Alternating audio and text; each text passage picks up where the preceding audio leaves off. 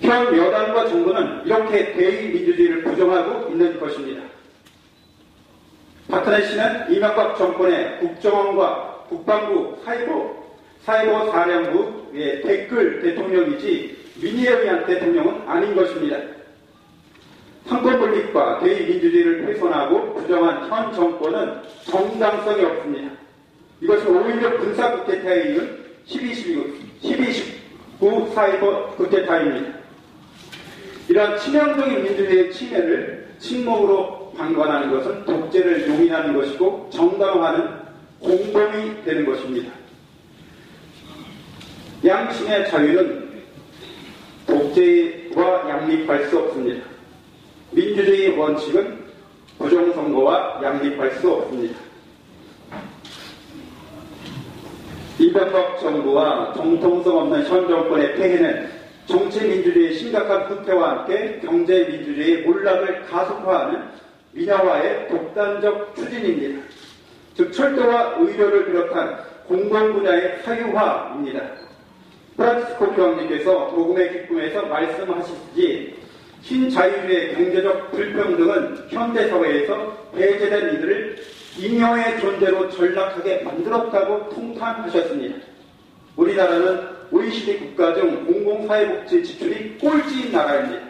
그런데 이런 나라에서 공공분야를 민영화하겠다는 것은 비배제성과 비경쟁성을 원리로 삼는 공공재를 사유화하여 민간 부분처럼 경쟁시키고 가난하고 힘없는 국민을 배제하여 잉여의 존재로 만들겠다는 말입니다. 하나님께서 인간에게 주신 자유는 양심에 따라 살라고 주신 것이지 탐욕에 따라 살라고 주신 것이 아닙니다. 탐욕은 우상숭배입니다. 하나님이 주신 모든 재화는 독점되어서는 안 됩니다. 박근혜 씨는 자주 원칙주의자로서 초신합니다. 그리고 이러한 자신의 원칙에는 타협이 있을 수 없음을 자주 언명합니다. 그러나 민주주의 원리와 공동선을 위한 공공분야의 원리를 무시하고 부정하는 박근혜 씨의 원칙은 자신만의 독선입니다. 하나님의 뜻과 교회의 사회적 가르침에 어긋나며 당연히 인간의 양심에도 위배됩니다. 양심은 우리에게 연민과 측은한 마음으로 가난하고 어려움에 빠진 형제들을 자신처럼 여기라고 말합니다. 양심은 공정하고 공평하며 공의를 추구하라고 가르칩니다. 양심은 자명한 사실과 진실을 추구하라고 가르칩니다. 양심은 공동선을 추구하라고 가르칩니다. 박근혜 씨의 원칙은 힘없는 이들에 대한 무자비한 탄압, 정치 경제적 불공정과 불공평, 사실에 기초한 합리적 의심마저 종북으로 보는 정치 선정, 공동선을 해치는 사유화를 원칙으로 여기고 있는 듯 합니다. 박근혜 씨 개인의 불행이며 국가의 불운입니다. 양심의 심판과 하나님의 공의로운 심판이 당신을 기다립니다. 어둠은 빛을 이길 수 없습니다.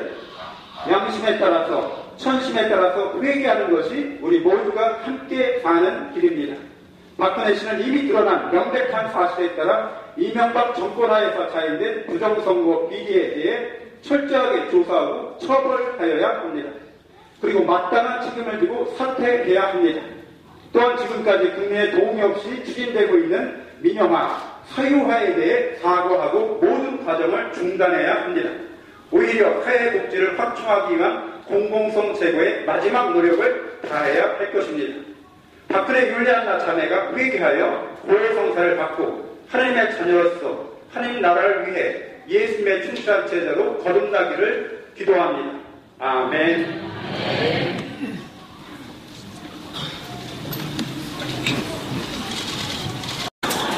오해하실까봐 그 게시판에 제가 초등학교 때부터 받은 광고 운전대에 국장선장 최우수상 쓰는 거 붙여놨습니다. 꼭 확인해 주시고 제가 광고 소년이었음을 기억해 주십니다. 마지막 목소리는 힘차게 하겠습니다. 관권 부정선거 진상을 규명하고 책임자 이명박을 구속하라!